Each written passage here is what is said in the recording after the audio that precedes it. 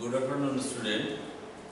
আজকে আমরা 12-এ অ্যালকোহলস এবং ইথার যে চ্যাপ্টার আছে সেখানে আমরা অ্যালকোহলের কেমিক্যাল রিঅ্যাকশন শুরু করব। আগের দিন আমরা অ্যালকোহলের অ্যাসিডিটি, ফেনলের অ্যাসিডিটি নিয়ে আলোচনা করেছিলাম। এ প্রসঙ্গে বলার আগে আগের দিনের মানে 16 তারিখের ভিডিও পার্ট 4 আর পার্ট 5 দুটো কারেকশন আছে।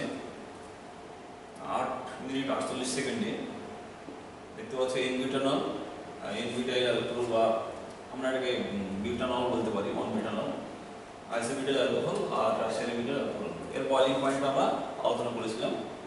বয়লিং পয়েন্ট স্বভাবত বেশি হবে, তারপরে এটা, তারপরে এটা, অর্থাৎ ব্রাঞ্চিং করলে বয়লিং পয়েন্টটা কমে যায়।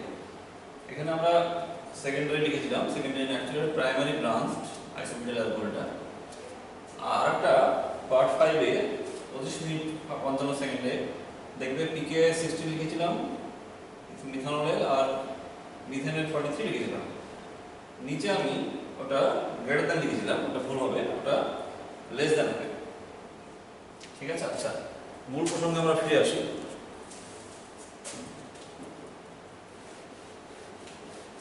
যে আজকে কেমিক্যাল রিঅ্যাকশনে যেটা পড়াবো সেটা হচ্ছে অ্যালকোহলের ওয়েজ বন্ড ভাঙন সংক্রান্ত বিক্রিয়া। সেখানে কি আছে?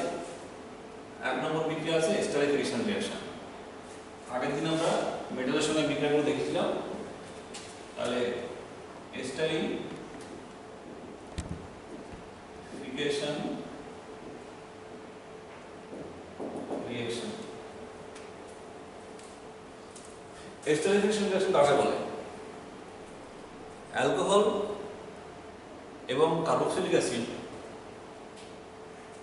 যখন এরা পরস্পর বিক্রিয়া করবে একটা অ্যাসিডের উপস্থিতিতে, বিশেষ করে অ্যাসিডটা এখানে ক্যাটালিস্ট ভূমিকা, খনিজ অ্যাসিডের উপস্থিতিতে, যে খনিজ অ্যাসিডটা এখানে অনুঘটক হিসেবে কাজ করবে। তাহলে অ্যালকোহল এবং এস্টার একটা খনিজ অ্যাসিডের উপস্থিতিতে বিক্রিয়া করে যে প্রোডাক্ট তৈরি করবে সেই প্রোডাক্ট হচ্ছে এস্টার, আর বিক্রিয়াটার নাম হচ্ছে স্টেরিফিকেশন রিঅ্যাকশন। তো এস্টার পাওয়া যায় কিভাবে? আমরা কার্বক্সিলিক অ্যাসিড ইউজ করে এস্টার তৈরি করতে পারি, আমরা অ্যাসিড ক্লোরাইড ইউজ করে এস্টার তৈরি করতে পারি, আমরা অ্যাসিড অ্যানহাইড্রাইড ইউজ করে এস্টার তৈরি করতে পারি। প্রথমে আমরা কার্বক্সিলিক অ্যাসিডটা ইউজ করি, RCOH, এটা একটা কার্বক্সিলিক অ্যাসিড। আমরা অ্যালকোহলটা নিচ্ছি। আচ্ছা, RCOH ভেঙে দেওয়া হচ্ছে, সুবিধা হবে। আর একটা অ্যালকোহল ধরো ROH, মানে আর প্রাইম OH। তাহলে কি হয়? আমরা এখানে দেখেছি যে OH ভাঙন হবে। কার OH ভাঙন হবে? অ্যালকোহলের। তাহলে অ্যালকোহলের যদি OH ভাঙন হয় তাহলে কিন্তু কার্বক্সিলিক অ্যাসিড কিন্তু CO বন্ড ভাঙন হবে, এই জায়গাটা ভাঙন হবে। তাহলে অ্যালকোহলের এই জায়গাটা ভাঙন হবে, OH বন্ডের এই জায়গাটা। যা আমরা জানি, আগের দিন দেখেছি যে অ্যালকোহলের OH বন্ডের যে হাইড্রোজেনটা আছে, OH বন্ডটা কি? হাইড্রোজেনটা হচ্ছে অ্যাসিডিক, অর্থাৎ তীব্র তড়িৎ ধনাত্মক মৌল দ্বারা ওই হাইড্রোজেনটা প্রতিস্থাপিত হতে পারে। তাহলে এই OH বন্ডটা এখানে ভাঙবে, আর অ্যাসিডের CO বন্ডটা ভাঙবে, অর্থাৎ OH-টা রিপ্লেস হবে। দেখি তৈরি করবে, এটা জল হিসেবে বেরিয়ে যাবে, এটা উমুখী বিক্রিয়া তৈরি করবে কি? RC double bond O, OR prime plus water. উদাহরণটা দেখি কি আছে। ধরো যাক অ্যাসিডিক অ্যাসিড নিলাম আমরা, CH3COOH, এটা একটা অ্যাসিডিক অ্যাসিড, কার্বক্সিলিক অ্যাসিড। তার সঙ্গে আমরা ইথানল বিক্রিয়া ঘটাচ্ছি। ইথানলটা কি? আমরা এভাবে লিখতে পারি C2H5OH, ঘুরিয়ে লিখলাম সুবিধার জন্য। তাহলে প্রোডাক্টটা কি হবে? আমরা এখান থেকে দেখতে পাচ্ছি এইভাবে বেরিয়ে জলটা। যে প্রোডাক্টটা কি হবে? CH3 C O C2H5, এটার নাম কি? Ethyl acetate. ইউপ্যাক নাম কি আছে? ইথাইল ইথানয়েড, এটা ইথাইল ইথানয়েড, সেই সঙ্গে ওয়াটার তৈরি হবে। তাহলে এই জায়গাটা কি ঘটলো? তাহলে অ্যালকোহলের এই OH বন্ডটা ভেঙে যাচ্ছে, আর অ্যাসিডের কার্বক্সিলিক অ্যাসিডটা CO বন্ডটা ভেঙে জল বেরিয়ে যাচ্ছে, আর তৈরি হচ্ছে এস্টার। এটা একটা উমুখী বিক্রিয়া। এখানে few drops of concentrated H2SO use করা হয় কেন? বিক্রিয়াটা একমুখীকরণের জন্য। এখানে যে জলটা তৈরি হচ্ছে কনসেন্ট্রেটেড H2SO ইউজ করলে কি হবে, যে এই জলটা অ্যাবজর্ব হয়ে কি হবে, বিক্রিয়াটা একমুখীকরণ হবে। তাহলে মেকানিজমটা কি?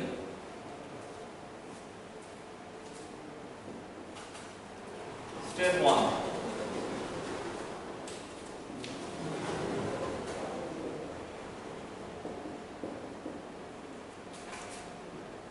H plus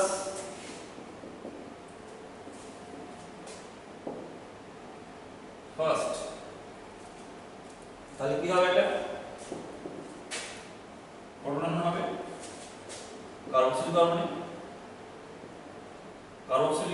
কার্বক্সিলিক অক্সিজেন যেটা আছে, কার্বনিল অক্সিজেন যেটা আছে, সেই কার্বনিল অক্সিজেনটা প্রোটনেট হবে।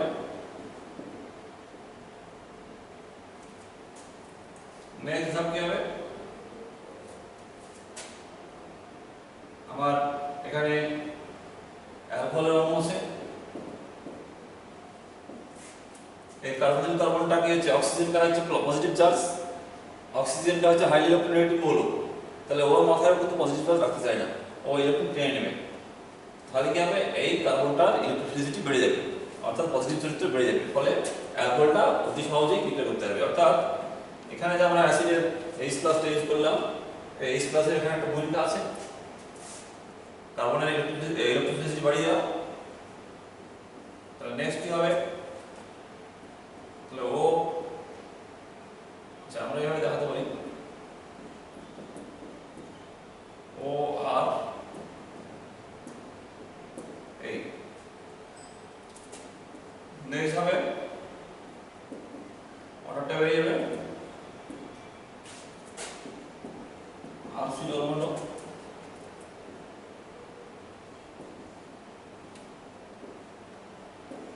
এসব তৈরি হবে। আমরা সব স্টেপগুলো এক জায়গায় লিখে দিয়েছি জায়গার সুবিধার জন্য। তাহলে প্রথম ধাপে কি হলো, প্রোটনেশন হলো, তারপর ধাপে অ্যালকোহলটা যে লোনটা আছে ওই অক্সিজেনের, অর্থাৎ এটা নিউক্লিওফাইল, এটা অ্যাটাক করলো কার্বন অ্যাটাক করলো, এই জলটা তৈরি করলো ইন্টারমিডিয়েট, এখান থেকে জলটা বেরিয়ে যাবে, বেরিয়ে এস্টার তৈরি করবে। এস্টারিফিকেশন রিঅ্যাকশনে অ্যালকোহলের গঠন বা এস্টারিফিকেশন রিঅ্যাকশনের হার বা রেট অফ রিঅ্যাকশন ডিপেন্ড করে অ্যালকোহলের গঠন, আমরা কি অ্যালকোহল ইউজ করছি। এই অ্যালকোহলের এই Hটা, এই হাইড্রোজেনটা যত বেশি অ্যাসিডিক হবে তত কি হবে, বিক্রিয়ার হার বাড়বে।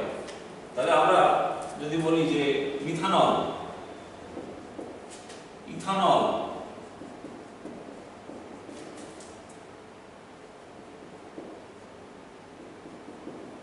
প্রোপান-টুঅল,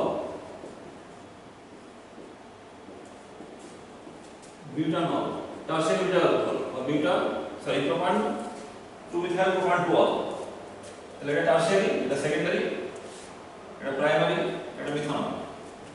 তাহলে এদের মধ্যে অ্যাসিডিক ক্যারেক্টার যার বেশি হবে তার এস্টারিফিকেশন রিঅ্যাকশনের হার ভালো হবে। তাহলে অ্যাসিডিক ক্যারেক্টার কার বেশি, আমরা আগের দিন বলেছিলাম যে প্লাস আয়োডাইড বৃদ্ধি পেলে, অক্সিজেনের কাছাকাছি যদি প্লাস আয়োডাইড বৃদ্ধি পায় তাহলে কি হবে, যে অ্যাসিডিটি কমে যাবে। তাহলে এখানে প্লাস আয়োডাইড ব্যাপারটা অনেক কম, তাহলে এর অ্যাসিডিক ক্যারেক্টার বেশি, তারপরে ইথানল ইত্যাদি। তাহলে সবথেকে অ্যাসিডিটি কম হচ্ছে এটা। তাহলে অ্যাসিডিটি কমলে কি হবে, এই হাইড্রোজেনটা সহজে ভাঙতে যাবে না, ফলে বিক্রিয়ার হারটা কমে যাবে। তাহলে কি বলা যায়, যে এস্টারিফিকেশন বিক্রিয়ার ক্রম হবে মিথাইল অ্যালকোহল, তারপর মিথাইল অ্যালকোহল, তারপরে সেকেন্ডারি, তারপরে টারশিয়ারি। অনুরূপভাবে আমরা যদি অ্যাসিডগুলো দেখি, আমরা যে অ্যাসিড ইউজ করছি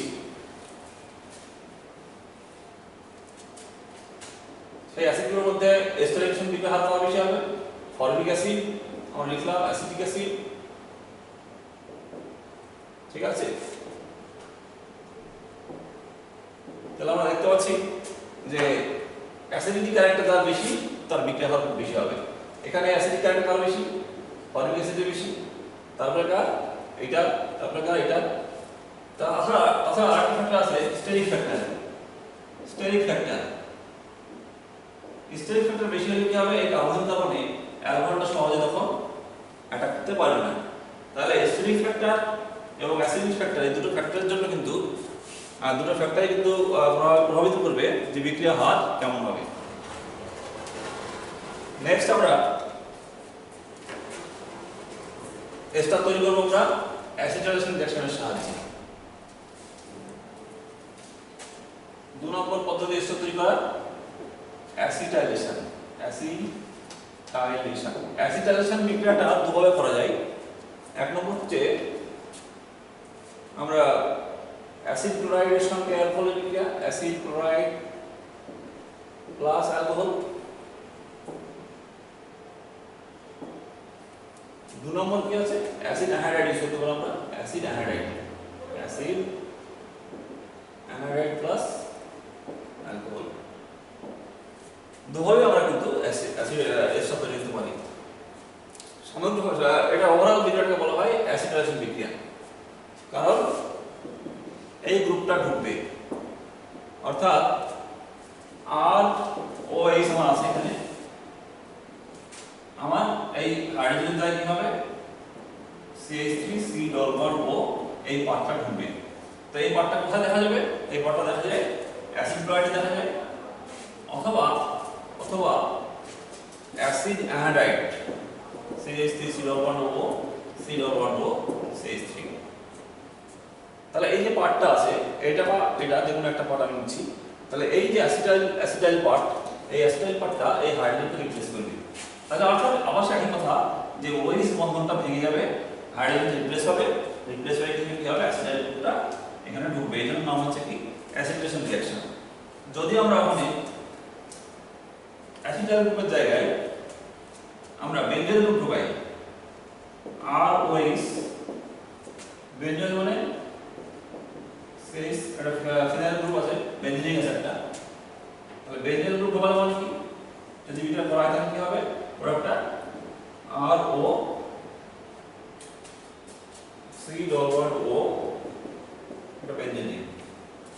তাহলে বেঞ্জয়েল গ্রুপ ঢুকলো, এই জন্য নাম কি হলো এই বিক্রিয়ার নাম হবে বেঞ্জয়েলেশন বিক্রিয়া, বেঞ্জয়েলেশন রিঅ্যাকশন। তাহলে অ্যাসিডাইল গ্রুপ ঢুকলে হবে অ্যালকোহলের হাইড্রোজেনের জায়গায় যদি অ্যাসিডাইল গ্রুপ ঢোকে তাহলে হবে অ্যাসিডেশন রিঅ্যাকশন, আর যদি বেঞ্জয়েল গ্রুপ ঢোকে তাহলে হবে বেঞ্জয়েলেশন রিঅ্যাকশন। তাহলে আমরা প্রথমে অ্যাসিড ক্লোরাইডের সঙ্গে বিক্রিয়াটা দেখি।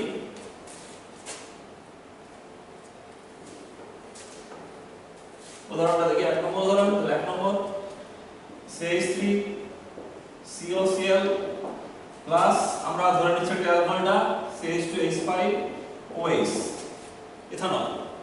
তাহলে কি তৈরি হবে? এটা তৈরি হবে জেনারেলি এই বিক্রিয়াটা কিন্তু পিরিডিন উপস্থিত করা হয়, একটা বেস লাগে পিরিডিনের সংকেত হচ্ছে কি?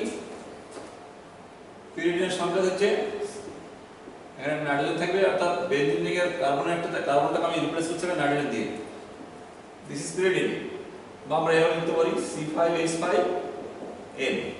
তাহলে পিরিডিন একটা বেস, নাইট্রোজেনের মধ্যে আছে, সেজন্য একটা খাদ ধর্ম আছে। তাহলে কি হবে CH3 প্রোডাক্ট হবে এটা CH3CO বা COO C2H5 প্লাস HCl। পিরিডিনটা আমরা ব্যবহার করব না, পিরিডিনটা আমরা ব্যবহার করব এই কারণে যে আমরা যে C2H5OH ইউজ করছি সেখান থেকে একটা HCl বেরিয়েছে, এই HClটা অ্যাবজর্ব করে নেয় পিরিডিন, ফলে কি হবে বিক্রিয়াটা ডান দিকে বেশি ঘটবে। যদি আমরা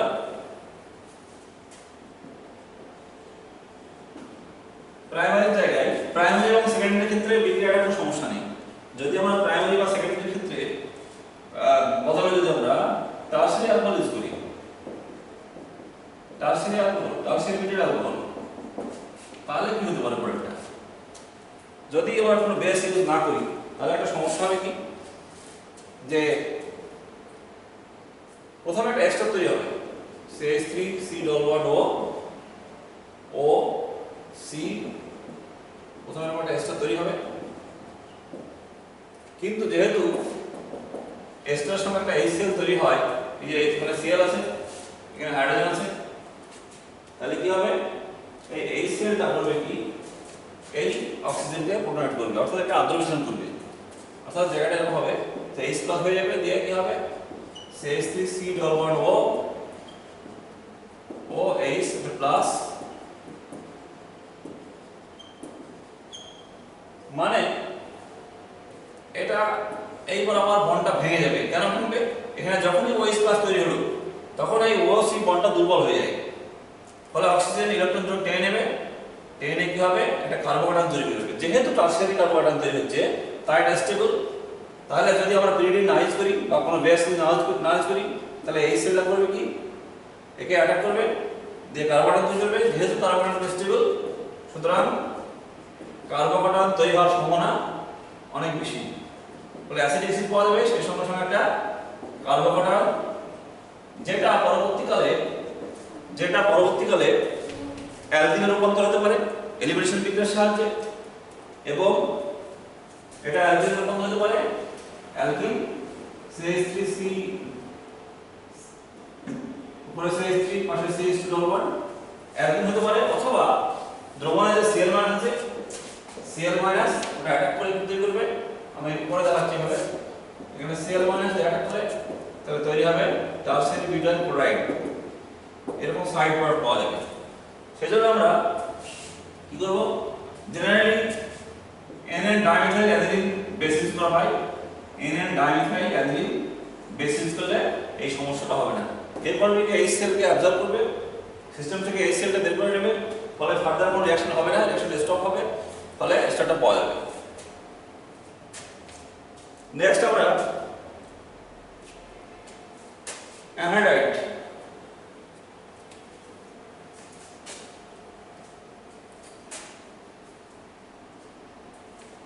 দু নম্বরে যাব অ্যানহাইড্রাইট, অ্যাসিড অ্যানহাইড্রাইট। আমরা একটা কমন অ্যানহাইড্রাইট হচ্ছে হবে RC⋯O আর তার সঙ্গে কি দিচ্ছি আমরা R'OH পিরিয়ডিন। কি প্রোডাক্ট হবে, যে কোনো একটা সাইড আমরা দেখব, যদি এভাবে হবে তাহলে এটা বেরিয়ে যাবে, আর কি হবে RC⋯O R', এরকম প্রোডাক্ট হবে। আর কি হবে সঙ্গে, সেই সঙ্গে হবে একটা কার্বক্সিলিক অ্যাসিড হবে, এটা তৈরি হবে। তাহলে উদাহরণ একটা দিই, যদি আমরা অ্যাসিডিক অ্যানহাইড্রাইট ইউজ করি, অ্যাসিডিক অ্যানহাইড্রাইট মানে কি, অ্যাসিডিক অ্যাসিডের অ্যানহাইড্রাইট, মানে অ্যাসিডিক অ্যাসিড থেকে যদি আমরা জল বের করে নিই তাহলে যেটা পড়ে থাকবে তাকে বলা হয় অ্যানহাইড্রাইট। কোনো অ্যাসিড থেকে যদি আমরা জল বের করি তাহলে যেটা পড়ে থাকবে সেটা বলা হয় অ্যানহাইড্রাইট। C2H5 OH পিরিয়ডিন CH3, তাহলে কি হবে CH3COO একটা পার্ট আমি নিব, যে কোনো একটা পার্ট, মানে এখানে কি আছে আর এর জায়গায় CH3 আছে, তাহলে CH3COO C2H5, তাহলে ইথাইল অ্যাসিড তৈরি হচ্ছে, সেই সঙ্গে সঙ্গে অ্যাসিডিক অ্যাসিড তৈরি হবে। আমি এই অ্যাসিডেশন বিক্রিয়া আমি একটা মেকানিজম দেখাই, কিভাবে বিক্রিয়াগুলো, কি প্রক্রিয়া বিক্রিয়াগুলো ঘটে দেখি। মেকানিজম আমরা অ্যাসিড ক্লোরাইডটা ইউজ করে দেখাচ্ছি।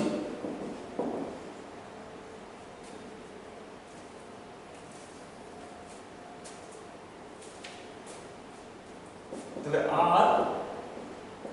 R⋯OH',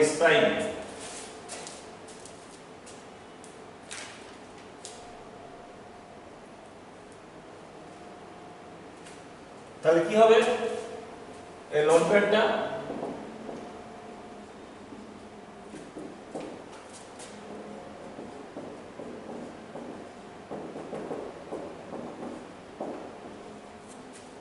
যাবে এভাবে। নেক্সট স্টেপে কি হবে, এখান থেকে যে H প্লাসটা রিলিজ হবে, এই সেলটা বেরিয়ে যাবে, যে তৈরি হবে কি RCO-OR'(Cl). নেক্সট হবে কি হবে, এই ক্লোরিনটা বেরিয়ে যাবে, অক্সিজেনটা এখানে কার্বন ডাইঅক্সাইড ডবল তৈরি হবে, Cl টা বেরিয়ে যাবে, তৈরি হবে RC⋯ ডবল বন্ড ও ওয়ান, এভাবে বিক্রিয়াগুলো সংঘটিত হয়।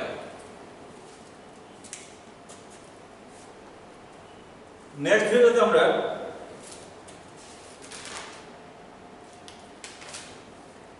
কার্বন অক্সিজেন ভাঙন এ বিষয়ে আমরা আলোচনা করব।